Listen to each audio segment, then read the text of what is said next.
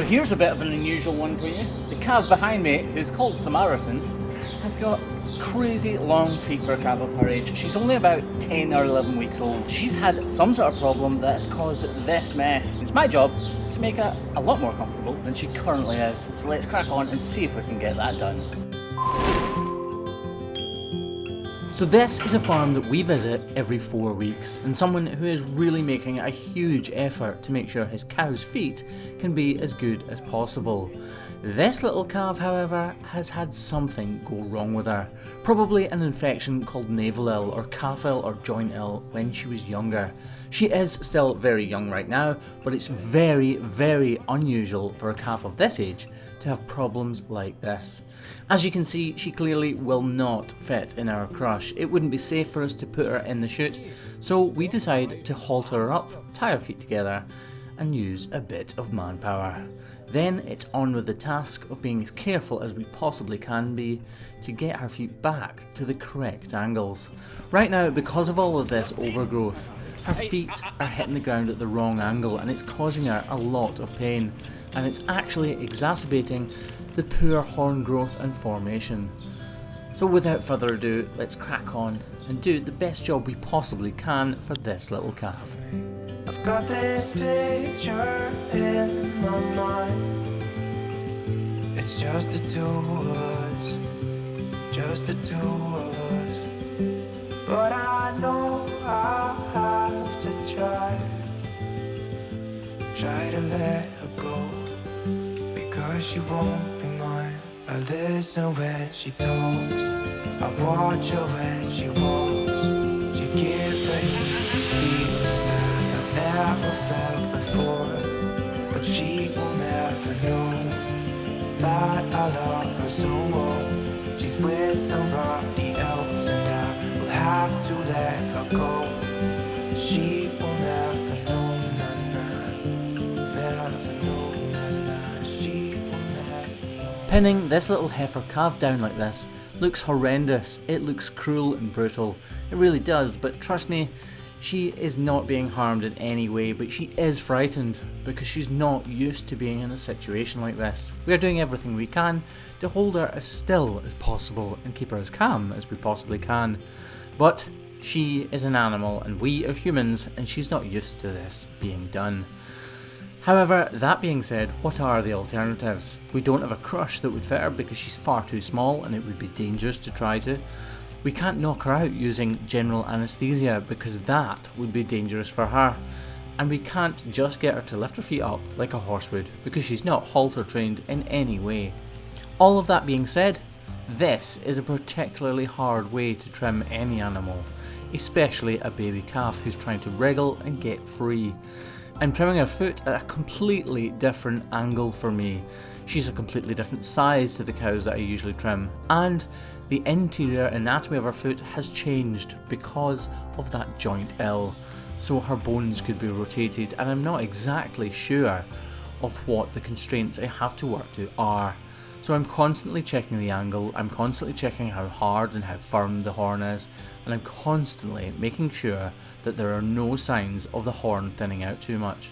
I'm actually using the pith, so that white powdery substance, I'm using it to determine how far I can or cannot go.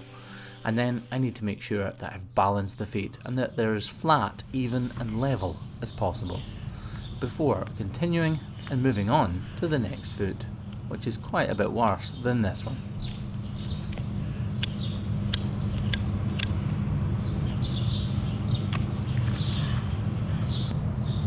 It's looking better, it's still a bit high here. Hear that fear? You can't put it back on, that's why I'm going so slow, Wally, just in case you think hurry up. That's only one, isn't it?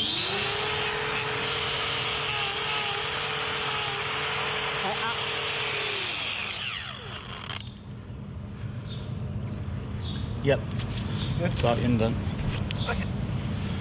If we hold the one we've just trimmed next to the one we haven't trimmed, I'm pretty sure you can see a radical difference, although the second foot is slightly worse. Let's see if we can match it to the first one. It's got a big hump on the front of it. See that?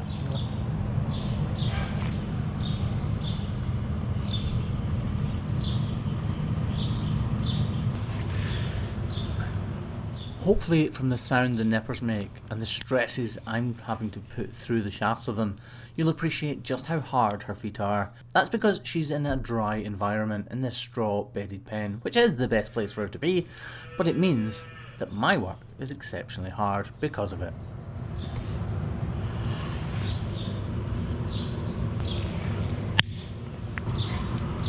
I'm glad you don't do them all like this.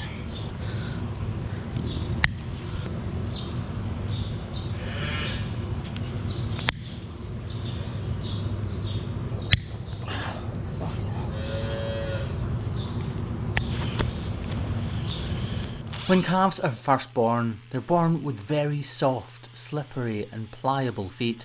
That's so that they don't tear their mothers as they're being born.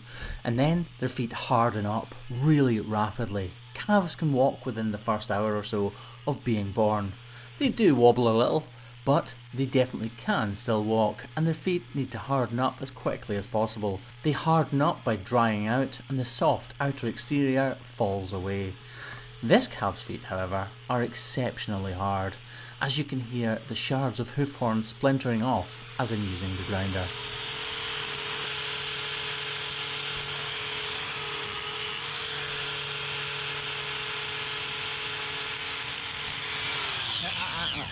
Sorry.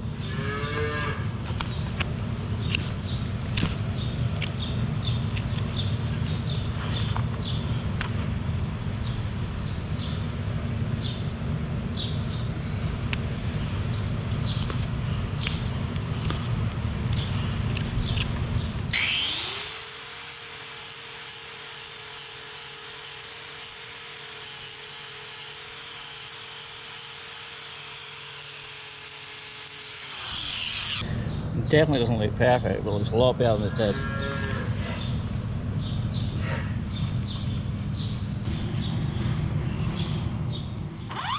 I need to err on the side of caution when I'm trimming this little calf's feet.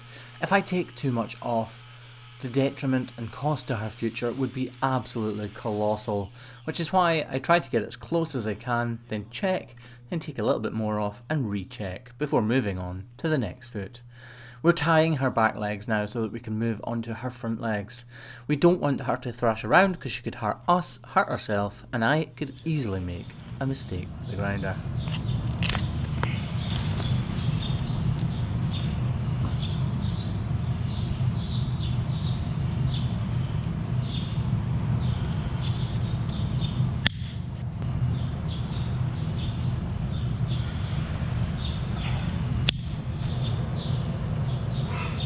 Just look at that overgrowth. I've actually only ever seen one dairy calf with feet worse than this, and that was a lot of years ago. I'm really happy the farmer got us to trim this calf today, because they weren't sure if we could make a difference or not, and I'm pretty certain that we can.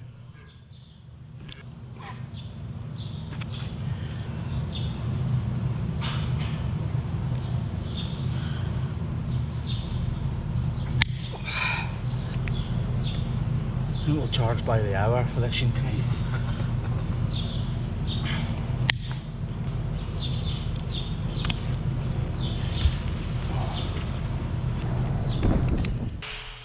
You'll notice here that the calf flinches and attempts to pull her foot away from the grinder.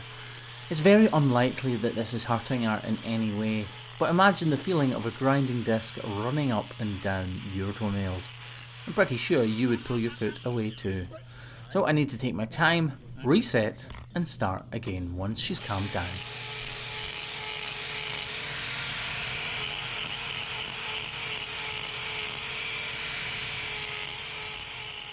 Some of you guys are watching this thinking, why is he not wearing a glove on that hand? That's reckless and carefree.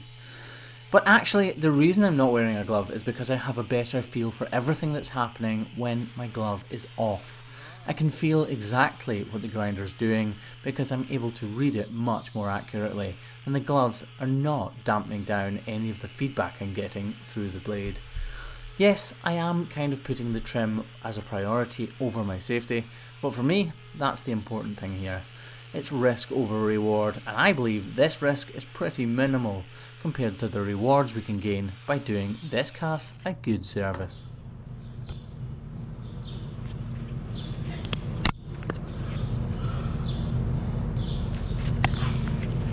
We just trimmed 50 odd cows and I never sweated, now I am. Ah, stop it! Hey! Hey!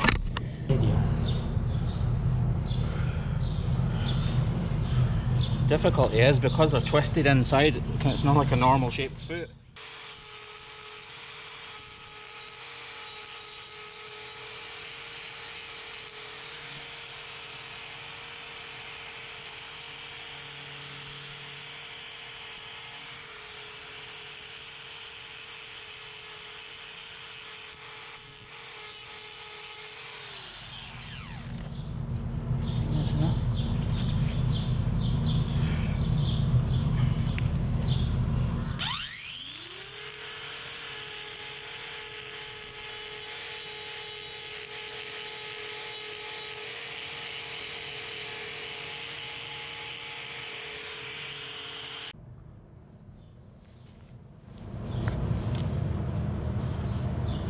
It's like an Alio's sheep feet, isn't it? Aye, it is.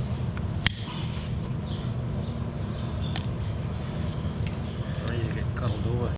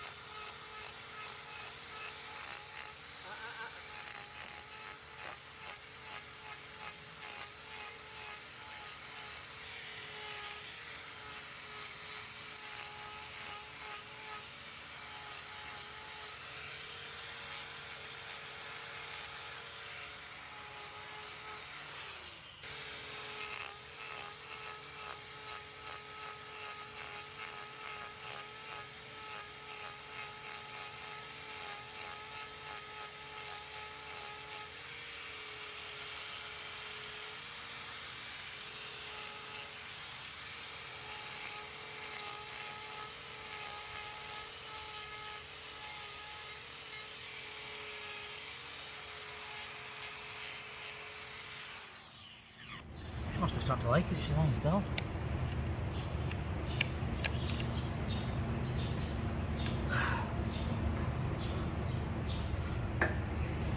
Might as well high on the edge.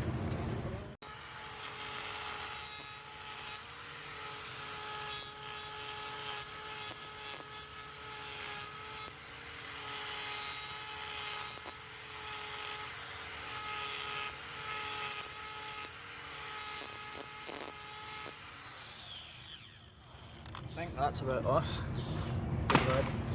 More shape like a foot. Still no great though. No, cut it the other way. That's what I was trying to do. Watch your wrist. Yes. Aye. Save the calf.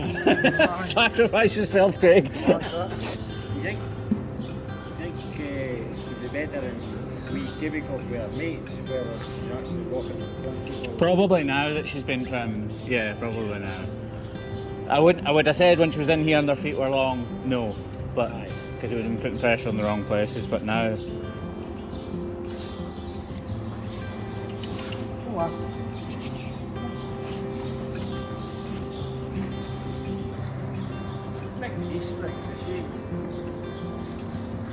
If she's kicking about in a couple of months, we'll maybe just get her another quick wee spruce up. For now, that's it. So despite how bad Samaritan's feet are, these calves are really, really well looked after. You can see that just by looking at them. But things do go wrong, calves get problems, and this calf probably had a thing called navel ill, joint ill, calf ill, whatever you want to call it, which happens not long after they're born, and actually their joints begin to swell, and that can cause real problems for their feet. And I think that's what's happened in Samaritan's case. Clearly her feet are not better, but they're in a much better condition now, a much better shape, and when she walks, the balance will be right and all of the weight distribution should be in the right places on her bones. So I'm hoping to revisit her in a couple of months' time to see how she's doing and maybe give her another little touch up just to make sure that she's on the right road for a long and prosperous future. Well, for now guys, from me and from Samaritan, thanks very much for watching, goodbye.